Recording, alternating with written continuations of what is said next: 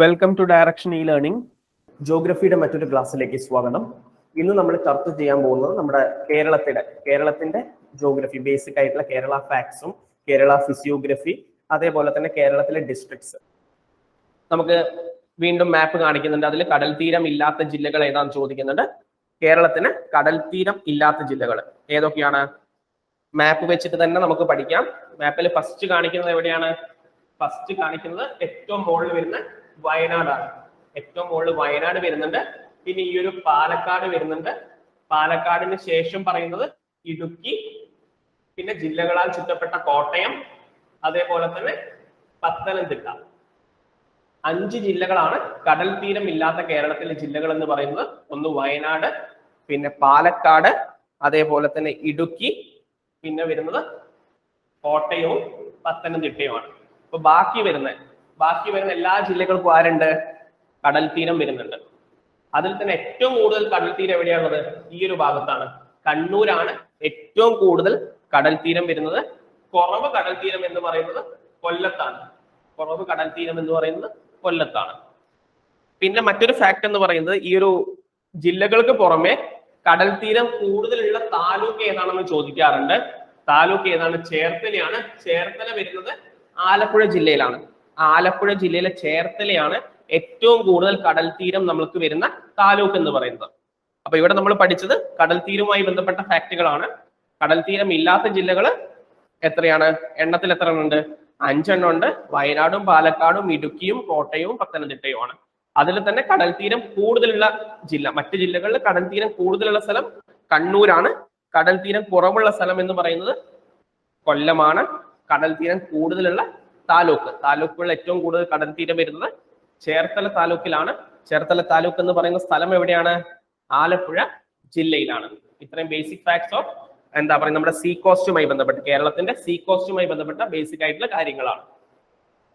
ഇനി നമുക്ക് കേരളത്തിന്റെ ഒരു അടിസ്ഥാനപരമായിട്ടുള്ള ഒരു ജനപ്രതിനിധികളും അവരുടെ കാര്യങ്ങളും, അല്ലെങ്കിൽ എത്ര കോർപ്പറേഷൻ ഉണ്ട്, മണ്ഡലങ്ങളും കാര്യങ്ങളും എന്തൊക്കെയാണെന്നൊക്കെ നമുക്ക് നോക്കാം. കേരളത്തിൽ നമുക്ക് 140 നിയമസഭാ മണ്ഡലങ്ങളാണുള്ളത്. നമുക്ക് തെരഞ്ഞെടുപ്പിന്റെ സമയത്തൊക്കെ നിങ്ങൾ ന്യൂസിൽ സ്ഥിരമായിട്ട് നമ്മൾ കേൾക്കുന്നതാണ്. അതായത് നമുക്ക് 140 MLA-മാരാണുള്ളത്. കേരളത്തിലെ 14 ജില്ലകളിൽ മൊത്തത്തിൽ നമുക്ക് 140 നിയമസഭാ മണ്ഡലങ്ങളുണ്ട്. അവിടുത്തെ 140 നിയമസഭാ അംഗങ്ങളും 140 MLA-മാരും നമുക്കുണ്ട്. ലോകസഭാ മണ്ഡലങ്ങൾ എത്ര ഉണ്ട്? 20 ലോകസഭാ മണ്ഡലങ്ങളാണ് നമുക്ക് കേരളത്തിൽ വരുന്നത്. അതേപോലെ തന്നെ 9 രാജ്യസഭാ സീറ്റും വരുന്നുണ്ട്. അപ്പം 9 രാജ്യസഭാ അംഗങ്ങൾ. അപ്പൊ പാർലമെന്റിലേക്ക് കേരളത്തിൽ നിന്ന് എത്ര അംഗങ്ങൾ ഉണ്ടെന്ന് ചോദിച്ചാൽ, ലോകസഭയിലും രാജ്യസഭയിലെയും ഒരുമിച്ച് 29 അംഗങ്ങൾ, അല്ലെങ്കിൽ 29 മെമ്പർ ഓഫ് പാർലമെന്റ്സ് നമുക്കുണ്ട്. അതിൽ 20 പേര് ലോകസഭയിലും 9 പേര് എവിടെയുമാണ്? രാജ്യസഭയിലുമാണ്. പിന്നെ കോർപ്പറേഷൻ, നമുക്ക് എത്ര കോർപ്പറേഷൻ ഉണ്ട്? നമുക്ക് 6 കോർപ്പറേഷനാണ് ഉള്ളത്. 6 കോർപ്പറേഷൻ എന്ന് പറയുമ്പോൾ ഏതൊക്കെ വരുന്നുണ്ട്? നമുക്ക് കണ്ണൂർ വരുന്നുണ്ട്, കോഴിക്കോട് വരുന്നുണ്ട്, നമുക്ക് തൃശ്ശൂർ വരുന്നുണ്ട്, തിരുവനന്തപുരം വരുന്നുണ്ട്, എറണാകുളം വരുന്നുണ്ട്. ഇതൊക്കെയാണ് നമുക്ക് കോർപ്പറേഷനുകളായിട്ട് വരുന്നത്. അത് ഓരോ കോർപ്പറേഷന്റെ പ്രത്യേകതകൾ എന്താണെന്നൊക്കെ നമുക്ക് ഇനി പഠിക്കാനുണ്ട്. ആദ്യം വന്നത് ഏതാണ്, അങ്ങനത്തെ ഒരുപാട് കാര്യങ്ങൾ നമുക്ക് നോക്കാനുണ്ട്. പിന്നെ മുനിസിപ്പാലിറ്റീന്റെ കേസ് വരികയാണെങ്കിൽ 87 മുനിസിപ്പാലിറ്റി വരുന്നുണ്ട്. അതേപോലെ തന്നെ 77 താലൂക്കുകൾ വരുന്നുണ്ട്. 14 ജില്ലാ പഞ്ചായത്തും 152 ബ്ലോക്ക് പഞ്ചായത്തും 941 ഗ്രാമപഞ്ചായത്തുകളും നമുക്ക് കേരളത്തിലുണ്ട്. അപ്പൊ ഇതൊക്കെ ചോദിച്ച കാര്യങ്ങളാണ്. അതുകൊണ്ടാണ് നമ്മൾ എടുത്ത് ഇവിടെ നിങ്ങളെ പഠിപ്പിക്കുന്നത്. 900 എത്ര ഗ്രാമപഞ്ചായത്ത് ഉണ്ടെന്നും എത്ര താലൂക്ക് ഉണ്ടെന്നും ഒക്കെ PSC പല സമയങ്ങളായിട്ട് നമ്മളോട് ചോദിച്ചിട്ടുണ്ട്. കാരണം ജില്ലകളൊന്നും നമ്മളോട് ചോദിക്കുക, എല്ലാവർക്കും അറിയാം 14 ജില്ലകളാണ് കേരളത്തിൽ എന്ന് അറിയാം. അപ്പൊ അതൊന്നും അല്ല ചോദിക്കുന്നതാണ് ഇതേപോലുള്ള പഞ്ചായത്തുകളും ബ്ലോക്ക് പഞ്ചായത്തും ഒക്കെ നമ്മളോട് ചോദിക്കും. അപ്പൊ കൃത്യമായിട്ട് പഠിക്കുക. 941 ഗ്രാമപഞ്ചായത്തിന്റെ കൗണ്ട് എന്ന് പറയുന്നത് 941 ആണ്. 152 ബ്ലോക്ക് പഞ്ചായത്ത്, 14 ഡിസ്ട്രിക്ട് പഞ്ചായത്ത് അല്ലെങ്കിൽ ജില്ലാ പഞ്ചായത്ത്, 77 താലൂക്ക്, 87 മുനിസിപ്പാലിറ്റി, 6 കോർപ്പറേഷൻ, 9 രാജ്യസഭാ അംഗങ്ങൾ, 20 ലോകസഭാ അംഗങ്ങൾ, അതേപോലെ തന്നെ 140 നിയമസഭാ മണ്ഡലങ്ങളാണ് നമുക്ക് കേരളത്തിൽ നമുക്കുള്ളത്. ഇനി നിയമസഭാ മണ്ഡലത്തിന്റെ കുറച്ച് കാര്യങ്ങൾ നോക്കാം. നിയമസഭാ മണ്ഡലത്തിൽ ഏറ്റവും വലിയ നിയമസഭാ മണ്ഡലവും ഏറ്റവും ചെറിയ നിയമസഭാ മണ്ഡലം ഏതാണെന്ന് ചോദിക്കാറുണ്ട്. ഏറ്റവും വലിയ നിയമസഭാ മണ്ഡലം കേരളത്തിൽ വരുന്നത് ഉടുമ്പൻ ചോലയാണ്.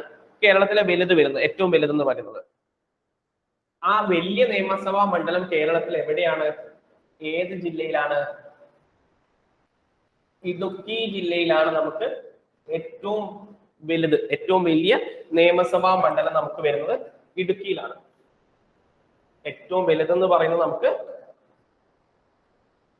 ഇടുക്കി ജില്ലയിലാണ് നമുക്ക് ഏറ്റവും വലിയ നിയമസഭാ മണ്ഡലം വരുന്നത്. ഇനി അടുത്തത് എന്താണ് കൊടുത്തത്? അടുത്തത് നമുക്ക് കൊടുത്തത് ചെറുത് എവിടെയാണ്? ചെറുത് മഞ്ചേശ്വരമാണ്. ചെറിയ മണ്ഡലം എന്ന് പറയുന്നത് മഞ്ചേശ്വരം മണ്ഡലമാണ്. മഞ്ചേശ്വരം മണ്ഡലം വരുന്നത് കാസർഗോഡാണ്.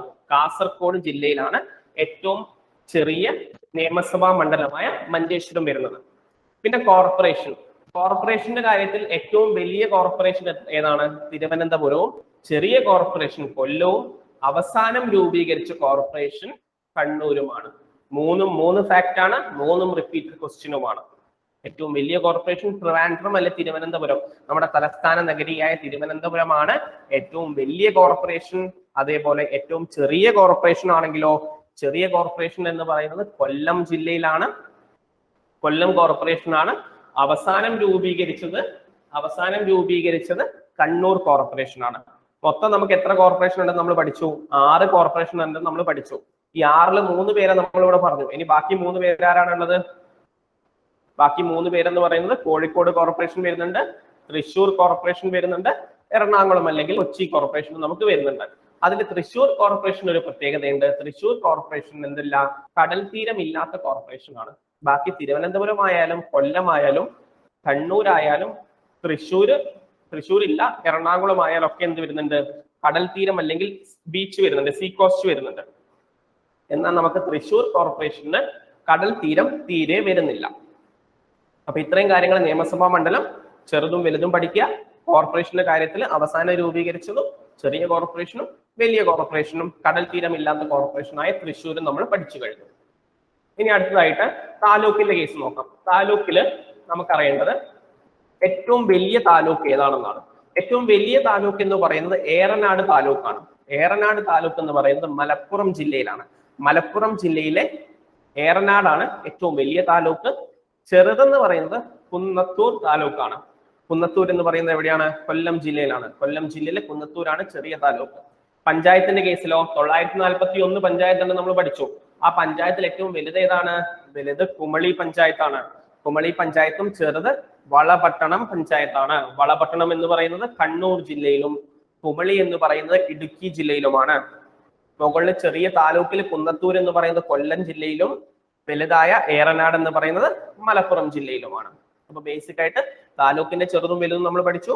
പഞ്ചായത്തിന്റെ ചെറുതും വലുതും ഏതാണെന്ന് നമ്മൾ പഠിച്ചു കഴിഞ്ഞു.